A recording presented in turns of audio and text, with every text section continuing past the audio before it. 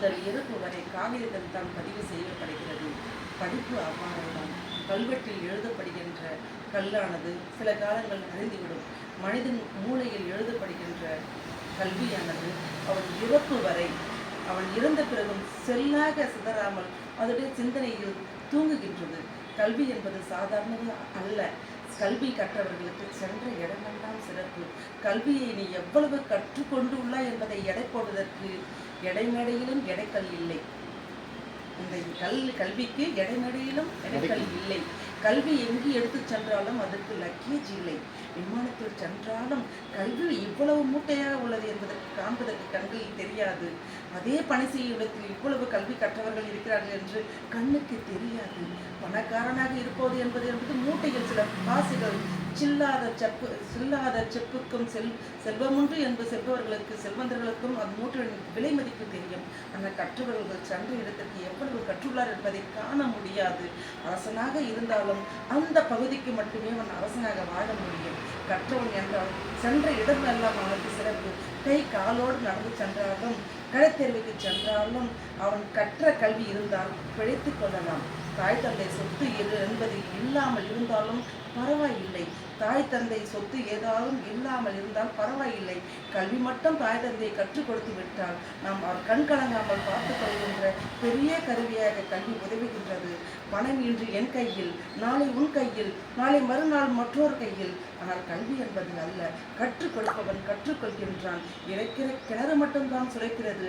நாம் எவ்வாறு மற்றவர்களுக்கு நம் அறிவுத்திறமையை போதிக்கின்றோமோ அதில் இரட்டிப்பாக நமக்கு வட்டியோடு முதலாக சேர்ந்து வருகிறது கல்வி மட்டும்தான்.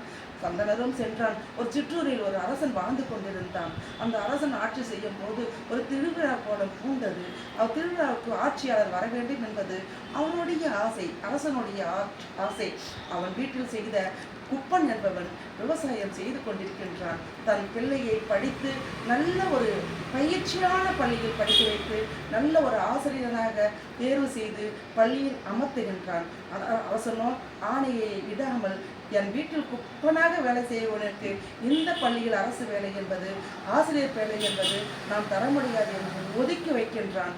ஏனென்றால் குப்பன் என்பவன் நம் வீட்டு குப்பைகளை வாரக்கூடிய குப்பன் மட்டும்தான். ஆனால் அவன் பிள்ளையானவன் மற்ற பிள்ளைகளுக்கு கல்வி போதிக்கின்ற ஆசானாக திகழக்கூடியவன். அறிவு இருந்தால்தான் அனைத்தும் நடக்கும் என்ற நிலை மாறி அவன் மூளையில் முடக்கப்படுகின்றான். அரசனோ திருவிழாவுக்கு ஆட்சியாளரை அழைக்கின்றார். ஆட்சியாளரும் திருவிழாவுக்கு வருகின்றார். வந்து அமர்ந்தவுடன் ஆட்சியாளர் கேட்கின்றார், அரசர் ஐயாவே, நீங்கள் முதலில் திருக்குறளை சொல்லிவிட்டு உங்கள் விழாவை நிகழ்வு செய்யுங்கள். நான் அதில் சம்மதமாக இவ்விழாவில் கலந்து கொள்கின்றேன் என்று கூறும்போது அரசன் என்பது தலைவிடுகின்றான். அவனுக்கு பணம் மட்டும்தான், பதவி மட்டும்தான். கல்வி என்பது அவன் கற்றதே இல்லை. மழைக்கு கூட பள்ளிக்கூடம் ஒதுங்காத அரசன் மண்டிடுகின்றான். நம் மீது ஏதேனும் இவ்வூரில் திருக்குறள் பயின்றவர் இருந்தால் வாருங்கள், என் மானத்தை காக்க செய்யுங்கள், அப்போதுதான் ஆட்சியாளர் அடுத்த மொழி பொழிவார் என்பது அரசனுடைய ஆணை. யாரும் ஒருவரும் வரவில்லை. ஒப்பனாவோட சொல்வது என்ன என்பது தெரியாமல் திகழ்த்து, ஐயா, தான் பிள்ளையை திருக்குறள் பேசுவார், திருக்குறள் சொல்லுவார், நான் அழைத்து வருகின்றமா, உங்கள் மானம் காக்க என் பிள்ளைக்கு மதிப்பு வேண்டாம் ஐயா என்று தன்னிடம் மண்டாடுகின்றான். அரசனோ ஒரு நிகழ், வேண்டாம் வேண்டாம் குப்பா, உன் பிள்ளை வந்து சொன்னால் சபை சிறப்பு அடையாது. ஐயா, உன் பிள்ளை வேண்டாமா குப்பா என்று சொல்கிறார். ஆனால் குப்பனுக்கு மனம் வேதனை அடைகிறது. இந்த அரசனுக்கு மண்டி போய்விட்டது புத்தி. ஆட்சி என்பது சாதாரண விஷயம் அல்ல. ஆட்சியாளர் இன்றே இந்த ஆட்சியை எடுத்துவிட்டு செல்லிவிடுவார். திருக்குறள் தெரியாதவருக்கு ஏது இந்த தலை கணம் என்று நினைத்து விடுவார். ஆகையால் ஐயா, நீங்கள் விடை கொடுங்கள், நான் என் பிள்ளையை அழைத்து வருகிறேன் என்று செல்கின்றான். கற்ற குப்பனுடைய சுப்பனோ வருகின்றான். ஏறி நிற்கின்றான். என்றவன்று அகர முதல எழுத்தெல்லாம் ஆதி பகவன் முதற்றே ஓடுக என்று வள்ளுவனின் வாக்கை மிக சிறப்பாக எடுத்துரைக்கின்றான். ஆய் என்ற முதல் எழுத்தம், அம்மா என்ற முதல் எழுத்தம், ஆகாய் என்ற முதல் எழுத்தம் அனைத்தையும் இந்த ஆதிபராசக்தியின் அடக்கத்திற்கு உள்ளாகிறது என்று இந்த ஆட்சிக்கும் இந்த அதிகாரத்துக்கும் உள்ளது முதல் எழுத்து ஆ என்பதை என்று கூறி அரசன் அவனுடைய பாதத்தை குப்பனுடைய பிள்ளை சுப்பன் பணிகின்றான்.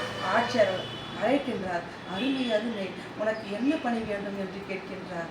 அதே இடத்தில் ஆணை எடுக்கிறார் ஆசிரியர் பணிக்கு.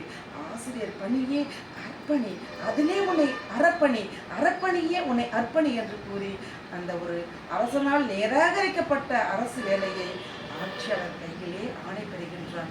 இவ்வாறுதான் கல்வி. நாம் என்ன சும்மா சும்மா சும்மா கல்வி என்பது கண்ணில்லாமல் வாழ்ந்து விடலாம், காதில்லாமல் வாழ்ந்து விடலாம், வாயில்லாமலும் வாழ்ந்துதான்.